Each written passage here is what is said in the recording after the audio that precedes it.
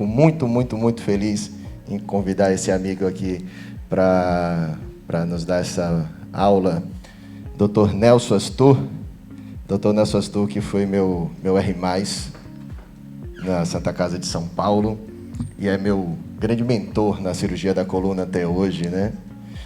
Dr. Nelson Astur é coordenador do Programa de Aprimoramento em Cirurgia da Coluna do Albert Einstein, diretor de pesquisa da América Latina da All-Spine e mestre em Ciências da Saúde.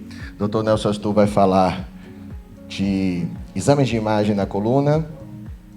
E, Dr. Nelson, muito, muito obrigado pela sua presença aqui. É sempre um prazer te rever, a gente ter aí mais momentos juntos.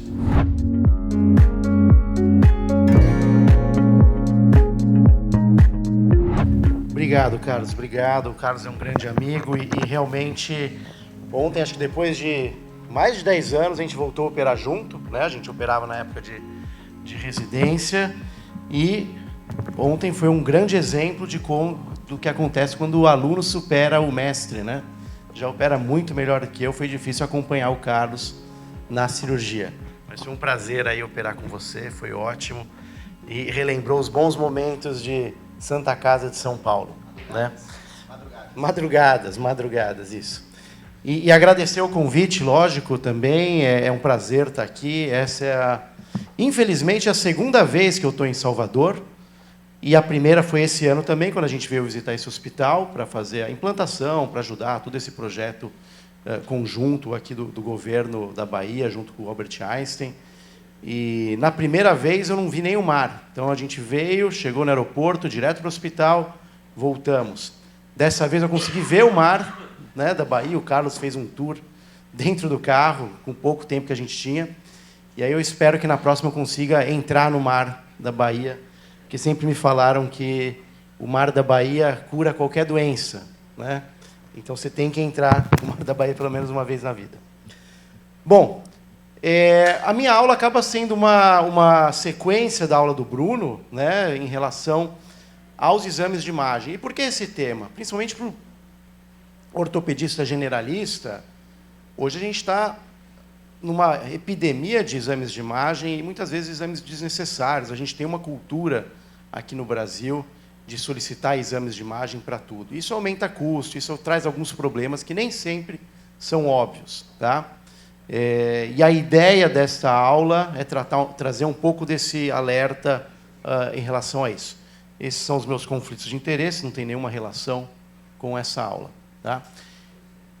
Então, um exemplo, trazer um caso, tá, de um paciente de 39 anos de idade, sem nenhuma comorbidade, um paciente jovem, que veio no meu consultório, era dia do aniversário dele, né? Eu vi lá, a gente sempre vê a idade, vê a data, e o sistema lembrou você, olha, hoje é aniversário desse paciente, tá? Com uma queixa de dor lombar aguda, sem ciatalgia, sem nenhuma questão neurológica, com uma semana, tá? 10 dias de evolução, sem trauma, sem esforço maior, não levantou filho, não carregou nada, né? Foi para o pronto-socorro do hospital, lá no Einstein, analgesia forte, né? E falaram, ó, o que a gente tinha que fazer aqui, a gente fez, faça uma ressonância magnética e depois procure um especialista em coluna. Isso é um cenário bastante comum, né? Fiz a avaliação física dele, né?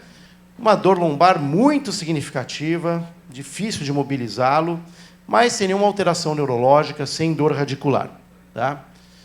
Quem de vocês aqui, num caso desse, 10 dias de dor, jovem, sem nenhum sinal de alerta, pediria um raio-x nessa primeira consulta? Alguém? Nem um raio-xzinho? Passa ali, faz um raio-x, radioterapia, não? Tomografia, ressonância, nenhum exame. Pode levantar a mão, então. Se ninguém vai pedir nada, nenhum exame. Levanta a mão. Só para me ajudar. Isso, pronto. Bom, mas por que esse caso? Justamente para exemplificar isso, né? Dor lombar, como o Bruno falou, todo mundo vai atender aqui, não precisa ser especialista em coluna. 80% das causas, 80% da população vai ter um episódio de dor lombar em algum momento da vida, tá? A gente sabe o quanto custa isso, tanto o afastamento de trabalho, diminuição de produtividade. A dor lombar é realmente um problema e vai passar em qualquer especialista. E, se a gente for resumir os exames que a gente tem para investigar, raio-x, tomografia, ressonância, cada um com as suas vantagens, né? A radiografia vai ter uma ideia muito melhor de o que acontece quando o paciente está em pé, as alterações dinâmicas, flexão, extensão, fraturas, alterações ósseas também. O que vai trazer com mais detalhe a tomografia. Tá? Entretanto, você tem que sempre lembrar que a tomografia é um exame com o paciente deitado. Tá? Então, algumas coisas você não consegue avaliar tão bem.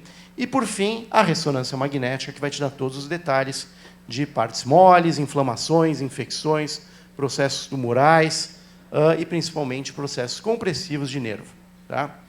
Mas a gente sabe que, quando a gente pede um exame de imagem, independente dele, o objetivo do paciente te procurar e o que você vai oferecer para o paciente é uma melhora do quadro clínico. Tá? Independente do caminho para chegar lá, você quer resolver o problema do paciente.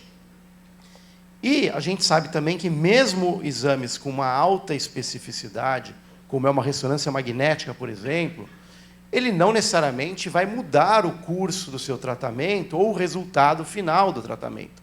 Tá? Então, depende muito de como você pega uma ressonância, um raio-x, uma tomografia e interpreta as alterações que você acha. Tá? Porque a gente sabe que alterações como osteófito, bico de papagaio, diminuição de espaço vertebral, você vai encontrar isso daí. Tá? E isso pode te levar a mais exames, mais investigações e, eventualmente, coisas que o paciente não precisa. Tá? E essa peregrinação de exames, do mais simples para o mais complexo, muitas vezes é desnecessário no tratamento, e a gente está falando de tratamento, né, da dor lombar crônica, tá, da dor lombar. Porque, no geral, não muda o curso da doença, não melhora o resultado clínico final, expõe o paciente a danos desnecessários, que a gente vai falar também, e contribui também para o custo elevado no tratamento da dor lombar. Tá? E aí um exemplo do quanto custa cada exame desse comparado ao raio-x, que seria o exame mãe, o exame inicial. Tá? E a gente vê nos últimos anos que, ao mesmo tempo que aumenta a quantidade de ressonâncias magnéticas que estão sendo feitas, a gente também aumentou muito a cirurgia de artrodese. Tá? E aí são números americanos. E por que aumentou a cirurgia de artrodese? Se a doença continua a mesma, se não mudou muita coisa em relação ao que a gente entende. Tá? E a gente não está falando dos primórdios, a gente está falando de 1994 para os anos 2000. Tá? Exames desnecessários vão levar a mais exames, vão levar a encaminhamento, procura esse médico, procura esse especialista. Se você manda para um especialista em dor, ele vai fazer algo que é do arsenal dele, vai levar a procedimentos, às vezes desnecessários, infiltrações, tratamento do laudo, falta de exame físico, falta de critérios e, eventualmente, até uma cirurgia desnecessária. E a gente viu um boom aí da quantidade de exames de intervenção para dor que estão acontecendo hoje em dia de uma maneira desenfreada e sem critério qualquer. E isso está revertendo no custo de saúde. Tá? E aí, só um exemplo de uma revisão sistemática de 2009, 6 ensaios clínicos randomizados comparando o efeito de fazer uma ressonância magnética no tratamento da dor lombar em 2 grupos, 1.800 pacientes. O tratamento é o mesmo para os 2 grupos. A diferença é que, para um grupo, você pediu exames. Não houve diferença significativa no tratamento da dor lombar, o fato de pedir ou não exames de imagem. Tá? Lógico, existem os sinais de alerta, como o Bruno falou, que a gente tem que estar atento para também não comer bola, não deixar de fazer um diagnóstico de urgência innecessário. Tá? E por que esses exames não mudam o resultado final do tratamento? Porque a gente está falando de uma doença, de um problema, que tem uma história natural muito favorável. Tá? Provavelmente, se eu mandar vocês levantar a mão aqui e perguntar quem já teve dor lombar, metade da sala, pelo menos, vai levantar a mão. E a gente sabe que, com ou sem radiculopatia, uma dor lombar aguda, ela resolve naturalmente com, sem ou apesar do tratamento. Tá? Se você simplesmente não fazer nada, você vai melhorar também. Tá? E existe uma correlação muito fraca entre esses sintomas e o que a gente encontra no raio-x, bico de papagaio, coisas do tipo. Tá? E, ao mesmo tempo, por outro lado, existe uma prevalência muito, muito baixa das doenças que realmente nos assustam e que nos preocupam, como tumores, infecções, caldequina, que aí sim vão demandar esses exames. Tá? Mas são esses sinais de alerta que a gente tem que ter uma perspicácia para identificar, para tentar errar o mínimo possível esses diagnósticos. Tá? E a gente sabe também que pedir exames vai te entregar alterações naturais do envelhecimento, da idade, assim como a gente tem ruga na pele, cabelo branco, perda de cabelo, essas coisas acontecem lá dentro também. Tá? Então, se você pegar uma população com mais de 60 anos de idade, totalmente assintomática, que nunca teve uma crise de dor lombar na vida, você vai ter 36% de hernia de disco, estenose e sinais de degeneração, ou seja, o abaulamento discal, em mais de 90%. É muito difícil você achar um exame sem nenhum tipo de alteração nessa população. Tá? E pedir estes exames desnecessários aumenta a exposição à radiação e você rotula os pacientes com doenças. Né? Quantos pacientes chegam no consultório e falam, não, doutor, porque eu tenho 3 hérnias de disco, tenho 5 hérnias de disco, tenho bico de papagaio, tenho escoliose, tenho lordose, tenho cifose. Eles nem sabem o que é isso e não precisam saber, porque isso não muda em nada. Mas sempre, uma vez que ele sabe que ele fez uma ressonância há 20 anos e que tem 3 hérnias de disco, sempre que ele tiver um mau jeito, uma dor, ele vai falar, é minha hérnia de disco atacando de novo. E a gente sabe que não é isso. Tá? E, mais uma vez, esses exames de imagem vão gerar laudos que vão ser tratados. Os laudos estão sendo tratados e não a doença em si, não a dor lombar. Tá? Então, mas a gente sabe disso. Acho que vocês já viram essa aula antes. Por que a gente não segue a evidência e usa isso na nossa prática clínica? Existe uma série também de respostas para isso. Expectativa do paciente. O paciente foi no médico caro, pagou uma nota na consulta. Pô, o doutor não vai pedir nenhum exame. Então, a gente meio se sente na obrigação de pedir um exame. Incentivos financeiros. Tem médico que tem participação na produção da clínica. Tem médico que a gente sabe que quanto mais exame eu peço no hospital que eu trabalho, mais eu estou faturando para o hospital, vou aumentar meu posicionamento no hospital, meu relacionamento médico. Medicina defensiva, eu não quero comer bola, então eu vou pedir ressonância magnética para todo mundo. Né? Às vezes economiza tempo. Você está naquele ambulatório, corrido, com 30 pacientes esperando lá fora, pede uma ressonância logo que esse paciente vai embora, e eu empurro o problema para depois. Né? E fatores culturais. O Brasil, assim como os Estados Unidos, depende de exames de imagem. O paciente brasileiro adora fazer um exame, nós brasileiros, a gente adora fazer uma ressonância. Quantas vezes o paciente não chegou no pronto-socorro? Não, eu quero fazer uma ressonância no meu joelho. Por que não? Para ver como está, porque eu corro, e eu quero ter certeza que não estou estragando meu joelho. Tá? Então, no final de tudo isso, quando fazer esses exames, então? Né? Quais são as recomendações? Paciente com dor lombar inespecífica não precisa. Tá?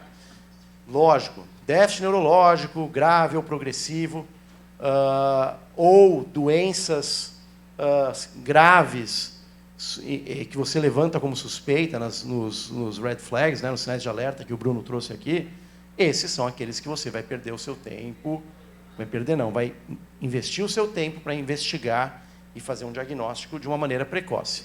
Tá? E, claro, pacientes que você julga candidato à cirurgia ou que uma infiltração, um procedimento vai sim trazer um benefício. Tá? Sinais de alerta, vocês sabem, perda de peso, febre, imunossupressão, história de câncer, trauma e outros que a gente já conhece. Extremos de idade, dor que não passa, mais de 6 semanas, né, que a gente vai prestar atenção. Alterações neurológicas que não têm uma perda de força, uma alteração de exame físico importante, você espera pelo menos, e quando eu falo alteração neurológica, eu estou falando de radiculopatia, ciática, claudicação neurogênica. Não é porque ele tem uma ciática de 5 dias que você vai pedir uma ressonância também, que a gente sabe que isso não vai mudar o tratamento. Você não vai operar porque apareceu uma hérnia enorme, se ele tem 5 dias de dor e não tem nenhuma alteração neurológica. Tá? Então, espere pelo menos um mês, porque a gente sabe que a grande maioria vai melhorar. É lógico, o paciente internou, está com uma dor a ponto de internar. Você não consegue dar alta no hospital, está deitado, não consegue ficar em pé, mesmo com o exame neurológico motor normal, você vai investigar, porque afinal ele está ali no hospital e não está respondendo a medicações fortes, provavelmente, e eventualmente uma infiltração, ou até numa hérnia grande desse tipo, o tratamento cirúrgico vai ser um pouco mais precoce. Tá? E aqui, como último dado, eu trago esse artigo recente, em que a radiologia também criou critérios para definir quando pedir esses exames. Tá? Então, são 7 variantes, são 7 tipos. Então, paciente com dor lombar aguda, sem sinal de alerta, sem tratamento prévio, não tem nenhum exame que é bem indicado, que é necessário. Tá? Mesma coisa, só que dor lombar crônica. Estou com uma dor já há um tempo, sem nenhum sinal de alerta, sem tratamento prévio, primeira consulta, primeira busca. Também não tem necessidade, não vai mudar o tratamento se você pedir exame. Tá? Paciente com dor lombar crônica, em que você considera a possibilidade de uma cirurgia, já fez 6 semanas de tratamento prévio, esses podem sim ser necessários, fazer um exame de raio-x, uma ressonância magnética. Tá? Aí vai do julgamento do que você vai querer fazer com esse exame. Caldequina, alterações neurológicas, claro, é bem indicado, é recomendado, quanto antes a gente está falando de uma urgência. Tá? Dor lombar aguda com cirurgia prévia, ter uma cirurgia de coluna prévia é um fator para você investigar, principalmente quando há uma alteração do sintoma pós-cirurgia.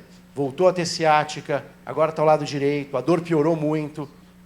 O fator de ter uma cirurgia prévia te faz pedir. Tá? Trauma leve, osteoporose, paciente mais idoso, uso de corticoide crônico, ou seja, fatores de insuficiência óssea, é importante investigar, nem que seja um raio-x, porque você vai eventualmente achar uma fratura. Tá? E sinais de alerta, como câncer, infecção e imunossupressão.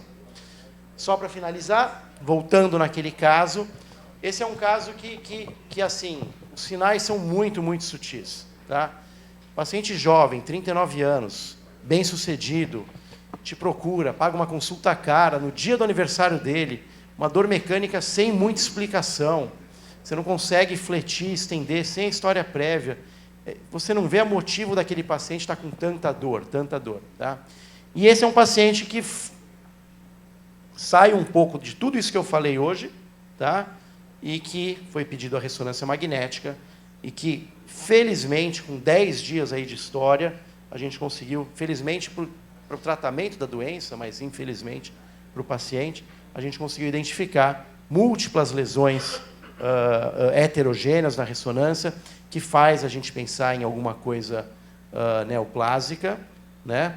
Não só na coluna lombar, mas também captação na coluna torácica, e logo a gente deu a má notícia para o paciente, internou, fez uma biópsia, fez todo o estadiamento prévio, lógico, não achou nada que fizesse o diagnóstico primário, biópsia guiada por navegação, diagnóstico aí de um linfoma que começou a tratar logo com quimioterapia. Tá? E o paciente está bem, até hoje eu tenho contato dele. Tá? Então, mensagem final, tem que ser feito um esforço para diminuir essa quantidade de exames desnecessários, porque a gente sabe que a dor lombar tem uma história natural benéfica. Saiba identificar as nuances desses red flags, desses sinais de alerta. Tá? E, casos corriqueiros, pelo menos 6 semanas de tratamento antes de pensar em pedir exame. Tá? E tenha um discurso claro com o seu paciente para você conseguir identificar pequenas nuances, como, por exemplo, esse caso que eu trouxe para vocês. Passei um pouquinho do tempo, mas acho que foi para te agradecer, né? Então, obrigado, e se tiver perguntas, também estou aqui à disposição. Olá, Nelson Astur, ortopedista, cirurgião de coluna de São Paulo, trabalho no Hospital Israelita Albert Einstein. Estou tendo a alegria de participar do 20º Congresso de Ortopedia da Bahia, aqui no Hospital Ortopédico do Estado da Bahia, e um congresso que está sendo feito de forma híbrida, tanto presencial, como vocês podem ver aqui no fundo, quanto pela internet, onde as pessoas podem interagir com a gente e fazer perguntas online. Então tem sido uma experiência muito boa, muito proveitosa e de troca de informações. E também, aproveitando para responder algumas das perguntas que foram feitas online, me perguntaram qual que é a indicação de pedir uma ressonância magnética para um paciente com dor lombar. Então a indicação, resumindo para não me estender, lógico, seria pacientes, em primeiro lugar, com déficits neurológicos, déficits motores, agudos principalmente, e sinais de alerta que podem te levar a um diagnóstico mais preciso de uma fratura, de um tumor, infecções, febre, perda de peso e principalmente as perdas e alterações no exame neurológico. Tá? Esses são as principais indicações para uma ressonância magnética. Claro, se você já tem um tratamento em curso que não está dando certo e que você está pensando em fazer alguma intervenção que vai melhorar o resultado clínico, como por exemplo uma cirurgia, aí sim, lógico, a ressonância magnética vai ser mandatória. Mais uma vez, obrigado pela participação e vamos aproveitando os próximos dias de congresso.